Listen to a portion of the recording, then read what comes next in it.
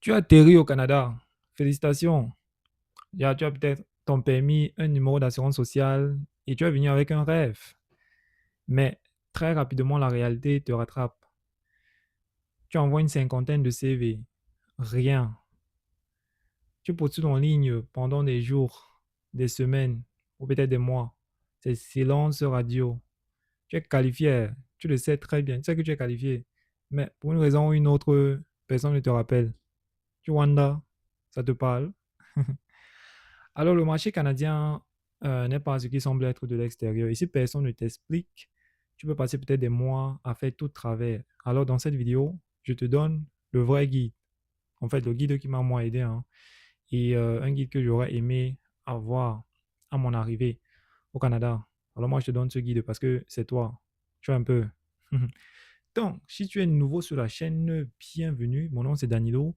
Je suis arrivé au Canada en tant qu'étudiant international et j'ai navigué ce système depuis le bas. Donc, sur cette chaîne, nous allons parler d'immigration et la vie dans la diaspora pour un jeune Africain. Comment c'est réellement, pas la version Instagram, vous voyez un peu. Donc, si ce genre de contenu t'intéresse, alors n'oublie pas de t'abonner et sauvegarde cette vidéo ou peut-être envoie ça à une personne qui vient d'arriver au Canada parce que on ne sait jamais. On ne sait jamais qui ça peut aider ou peut-être toi aussi ça peut t'aider. Donc, ouais. Donc, sans plus tarder, let's go. Bon, soyons un peu honnêtes sur le marché de l'emploi actuel au Canada pour du contexte parce que c'est très important. Voyez un peu. En 2026, le marché de l'emploi canadien est plus compétitif qu'il ne l'était en 2025. Donc, ça veut dire que le taux de chômage a augmenté. La magie, les gars, vous voyez un peu, c'est pas évident. Cela veut dire aussi que il y a plus de concurrence pour les postes ouverts au Canada. Donc, il y a beaucoup de concurrence. Et voilà ce que ça signifie. Ça signifie aussi. Parce que moi, je suis quelqu'un, personnellement, je suis quelqu'un qui, moi, je vois toujours des opportunités là où d'autres personnes peuvent voir des challenges, voir un peu ou des obstacles. Moi, je pense que les nouveaux arrivants qui apprennent à naviguer ce système de façon stratégique pourront se démarquer. Ils ont plus de chances de se démarquer que d'autres qui ne le font pas. Voici les principaux obstacles que les nouveaux arrivants font face dans le marché de l'emploi canadien. Il y a la non-reconnaissance des diplômes étrangers, les barrières linguistiques, le sous-emploi, l'expérience canadienne. Oui, je pense que c'est ça. Et dans cette vidéo, je vais aborder chacun de ces points, étape par étape. Je vous ai dit que la vidéo ça va vous plaire, vous allez voir. Ok, let's go. On y va. Numéro un. Bon, et je pense que ça, c'est l'une des choses les plus importantes que je parlerai dans cette vidéo. Donc, il faut comprendre réellement comment le marché d'emploi canadien, ça fonctionne. Il faut comprendre le système, les gars. Donc, il y a une couche cachée. Bon, il n'y a rien de mystique et tout ça. C'est juste qu'il y a une couche cachée. Il y a une grande partie des emplois qui ne sont pas publiés.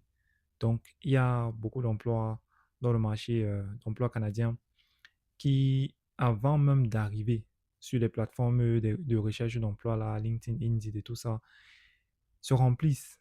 Ça se remplit. Et ça se remplit comment? À travers le réseau, les recommandations et les connexions. Tu vois, pense un peu à ça. Tu peux passer euh, des jours et des semaines. Et ça, c'est très bien. Je ne décourage personne. C'est bien de postuler tout ça. Tu peux passer du temps là à postuler comme ça. Pourtant, il y a une grande partie de ces emplois-là qui ne sont pas disponibles sur ces plateformes-là. Oui, on appelle ça le marché caché. Moi, je pense que ça, c'est un truc vraiment général. C'est pas seulement propre au Canada. C'est un truc général dans plusieurs pays. Et peut-être tu peux penser que ce n'est pas juste et tout, mais c'est comme ça que les choses fonctionnent. Ouais. La seule façon d'accéder à ce marché-là, c'est à travers le réseau, le réseautage. Je vais parler du réseautage dans un moment, mais pour l'instant, posons d'abord les bases. Ouais. Étape numéro 2, mets tes documents en ordre. Avant de postuler ou que ce soit, assure-toi que tes bases sont solides, tu as les bonnes bases. Tu vois un peu. Il faut que tu aies un numéro d'assurance sociale. C'est très important. Le NAS. Bon, c'est vrai que la vidéo parle plus aux nouveaux arrivants, mais tout le monde peut en bénéficier. Donc, faisons la demande, fais la demande d'un numéro d'assurance sociale dès que tu atterris au Canada. C'est très important. Sans ça, tu ne peux pas légalement travailler au Canada. Bon, on se comprend, non, les gars. Aussi, tu as besoin d'un CV qui répond aux critères canadiens, donc du standing du marché de l'emploi canadien. Dans ton CV au Canada, le CV est plus centré sur les réalisations. Bon, pas trop les tâches, vous voyez un peu. Et pas de photo, genre, pas de statut matrimonial, pas d'âge, c'est pas nécessaire. Donc, c'est plus ce que tu as accompli dans tes postes précédents, oui, que les employeurs canadiens recherchent. Bon, la plupart, au moins.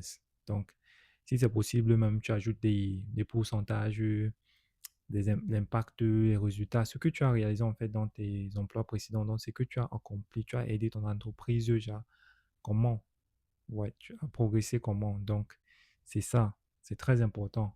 Oui, et aussi, faut centrer ton CV, faut adapter, pardon, ton CV pour l'emploi spécifique auquel tu postules. Parce qu'un CV généré comme ça, là, envoyé à une cinquantaine d'employeurs, regarde, ça génère rarement des résultats. Pourtant, un CV centré là, spécifique, envoyé peut-être à 10 entreprises, ça apporte des résultats. Étape 3, utilise les bonnes plateformes. Parce que, bon, pour chercher de l'emploi, il faut faire sa demande. Mais il faut faire la demande sur des plateformes. Donc, où concrètement faire sa demande d'emploi. Donc, tu peux commencer par le guichet d'emploi qui est très bien, jobbank.gc.ca. Donc, bon, je vais mettre tout ça dans la description. C'est un très bon point de départ officiel. Donc, c'est la plateforme gouvernementale qui combine offre d'emploi, tendance sur le marché, données salariales. C'est très bien pour les nouveaux arrivants et en plus, c'est gratuit. Bon, au-delà de ça, il y a LinkedIn, très important, incontournable. Bon, si tu n'as pas encore un profil LinkedIn, je vais te conseiller de te d'en créer un. Configure ton profil, complète-la entièrement et connecte-toi avec des gens dans ton secteur et engage-toi avec du contenu dans ton domaine, oui, sur la plateforme. Parce que les recruteurs canadiens et les gestionnaires d'embauche au Canada utilisent LinkedIn massivement. Ouais. Aussi, il y a Glassdoor, Indeed et d'autres plateformes. Donc, je vais mettre ça, les plus pertinentes, quoi. Je vais mettre ça en description pour vous. Ouais, mais rappelez-vous, comme je l'ai dit plus tôt, sur cette plateforme, la plateforme elle ne montre que la partie visible du marché de l'emploi. Donc, je vais parler de l'autre partie là dans la prochaine étape. Étape numéro 4. Les gars, il faut réseauter. Le réseautage et les connexions ici au Canada, c'est stratégique. C'est vraiment stratégique. Un réseau professionnel solide, bon, et parfois la différence entre quelqu'un qui reste sans emploi au travail et avec quelqu'un qui trouve un travail. Bon, c'est peut-être ce que tu vas dire. Tu vas dire peut-être que, hey, Danilo, mais je viens d'arriver, mon frère. Je fais comment? Je connais personne, genre, comment est-ce que je fais? J'étais aussi dans cette situation, genre. Mais, les gars, honnêtement, il faut être proactif. Il faut vraiment être proactif. Il faut parler. Il faut être vif. Parce qu'il y a quelqu'un qui a dit que, OK, la bouche qui reste fermée ne se nourrit pas. Donc, on ne nourrit pas une bouche fermée. Un truc comme ça. Donc, j'ai parlé de LinkedIn plus tôt. Tu peux commencer par là. Crée ton compte, connecte-toi avec des personnes dans ton secteur, dans ton domaine d'activité. Commente des publications et tout, parle avec des gens, entre en contact avec des gens. Il y a des organisations qui sont là pour les nouveaux arrivants. Il y a des organisations comme la TRIEC à Toronto et CRIEC à Calgary. Une fois de plus, je vais mettre des liens en description qui sont, oui, qui offrent des conseils d'emploi, qui connectent les nouveaux arrivants aux, aux mentors professionnels dans votre domaine pour vous aider. Et je pense qu'ils font ça gratuitement. Il y a encore d'autres organisations qui sont là pour les immigrants, pour les nouveaux arrivants, pour les aider à faire cette transition-là dans le marché d'emploi canadien. Ouais, il faut juste être proactif, les gars. Et ne sous-estime pas ta communauté diasporique. Donc, la communauté là, ici au Canada, ça grandit, ça se connecte. Donc, tu peux connaître quelqu'un qui connaît une autre personne qui recrute. Donc, ne sous-estime pas aussi ta communauté. Donc, c'est très important. Étape numéro 5. Acquiert de l'expérience canadienne de façon stratégique.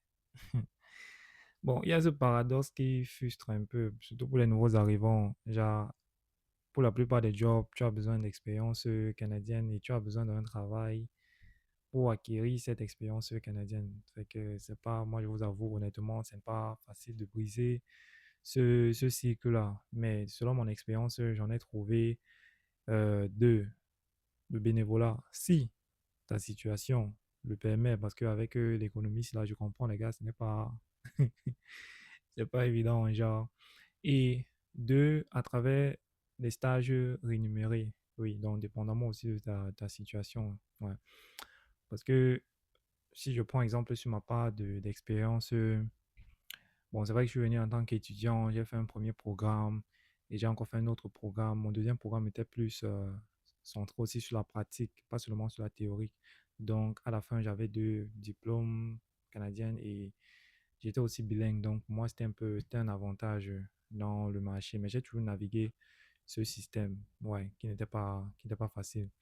Je me rappelle, mon premier emploi, bien évidemment, c'était rémunéré, mais il y a un jour, notre employeur nous a proposé, demandé de faire du bénévolat pour une journée. C'était c'était pas obligatoire, c'était optionnel. Il n'y a personne qui s'est porté volontaire. Personne. J'ai été le seul qui a dit que, OK, je vais venir. Et je suis venu. Je suis venu. Et ça a beaucoup plu à mon employeur. Et bon, ça a favorisé le fait que bon, je reste encore dans ce job-là pour longtemps. Donc, c'est vrai que c'est pas l'idéal, mais quand même, ça peut ouvrir les portes, les gars, on ne sait jamais. Euh, et aussi, les stages rémunérés. Quand je préparais cette vidéo, je suis tombé sur une organisation non lucrative, à but non lucratif, qui est située à Toronto, qui fait la liaison entre les, euh, ceux qui recherchent l'emploi et les employeurs canadiens. Donc, ils aident ceux-là à obtenir des jobs à travers des stages rémunérés. Le nom de cette organisation, c'est Career Edge. Bon, j'ai vu des reviews et des feedbacks. C'était quand même positif. Donc, personnellement, je les ai pas encore utilisés. Donc, mais vous pouvez quand même vérifier. Je peux mettre le lien en description. On ne sait jamais. Donc, c'est comme ça. Un peu ça. Et surtout, je vais finir cette étape en disant que, bon, commencer en dessous de tes qualifications, c'est pas de l'échec. Jamais, je sais que j'ai jamais utilisé ce mot, c'est stratégique. C'est vraiment, tu construis tes bases canadiennes un peu. Et plus tard, ça va t'ouvrir des portes. Ouais. Étape numéro 6, c'est la dernière étape, comprendre le code culturel. Bon, c'est vrai qu'en tant que nouveau arrivant, bon, et pas seulement pour les nouveaux arrivants, même ceux qui ont déjà été ici pour longtemps, chercher de l'emploi dans le marché canadien dépend. Bon, il y a tes qualifications jouent un grand rôle, mais il y a aussi l'aspect culturel aussi, cette compatibilité culturelle-là qui aussi, c'est très important. Donc, et la compréhension des règles non écrites dans le milieu, voyez un peu. Donc, les employeurs canadiens, ils valorisent la ponctualité, les compétences relationnelles et l'égalité. Donc, c'est important de comprendre ces règles non écrites-là. Et aussi, en entretien, les Canadiens s'attendent à ce que tu parles de ce que tu as accompli, de ce que tu as accompli dans tes postes précédents avec confiance, directement, sans arrogance, hein, mais sans excès d'humilité non plus. Donc, tu dois être sûr de ce que tu dis. Tu vois un peu. Donc, et un conseil personnel, genre, après chaque entretien, envoie un email de remerciement à l'employeur. Donc, c'est bien, c'est courtois et ça va montrer à l'employeur que tu es vraiment intéressé et ça va aussi te démarquer d'autres candidats. Donc, ouais. Alors, laisse-moi te résumer tout cela en conclusion. Un, comprends le marché caché. Deux, mets tes documents et ton CV en ordre. 3. Utilise les bonnes plateformes. 4. Le réseau, les gars. Il faut réseauter. C'est important. 5. Acquiert de l'expérience canadienne de façon stratégique. Et 6. Comprendre le code culturel. Bon, je sais que tout cela n'est pas facile. Je ne suis pas là pour te dire le contraire. Le marché dans lequel tu t'apprêtes à entrer, c'est un marché compétitif ou peut-être tu es déjà à l'intérieur ou peu importe où tu es dans ton parcours professionnel dans ce marché. Tu es peut-être avec des gens qui ont déjà cette expérience canadienne ou ce réseau solide là. Donc, ça peut un peu rendre, tu peux penser que ça peut rendre la tâche peut-être compliquée. Mais moi, je pense que si tu as pu naviguer euh, des demandes de visa et peut-être même des refus, donc tu as pu faire ce sacrifice, prendre ce vol, c'est que moi, je pense que tu as tous les atouts. Tu as tout ce qu'il faut pour réussir dans ce système. On commence tous par quelque part. On commence tous par quelque part et on grimpe peu à peu, petit à petit. Soit persistant, soit rigoureux, ne baisse pas les bras, soit stratégique et soit patient avec toi-même. Et je suis sûr que tu vas réussir. Si cette vidéo t'a plu, ne serait-ce qu'un peu, si ça t'a donné de l'information utile, s'il te plaît, n'oublie pas de mettre un pouce, ça me fera très plaisir. Et peut-être tu peux partager ça avec une autre personne qui est, bon, que tu penses que ça peut l'aider. Et je partage aussi ce genre de contenu chaque semaine. Donc, merci beaucoup et on se prend à la prochaine vidéo.